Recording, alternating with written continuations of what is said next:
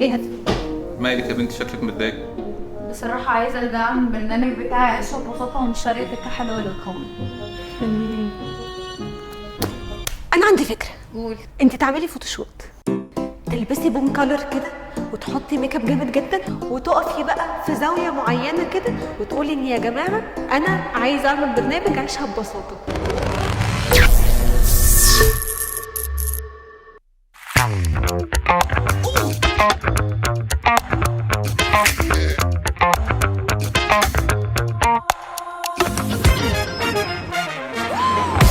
ايه ده؟ في ايه؟ هو ايه اللي حصل؟ النور قطع. وتقفي بقى في الزاويه دي، بلاش الزاويه دي عشان الزاويه دي بسيت.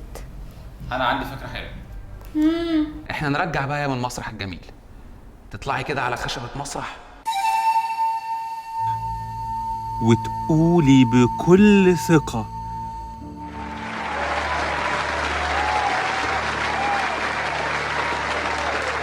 أنا راجعة أقدم لكم برنامج عيشها ببساطة، عيشها ببساطة، عيشها ببساطة.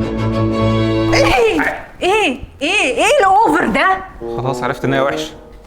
انا عندي ليكي فكره حلوه. لا انت بالذات لا. انت هتعملي البرومو بتاعك من نفس المكان اللي هتصوري منه الحلقات وتقولي انك راجعه بالبرنامج.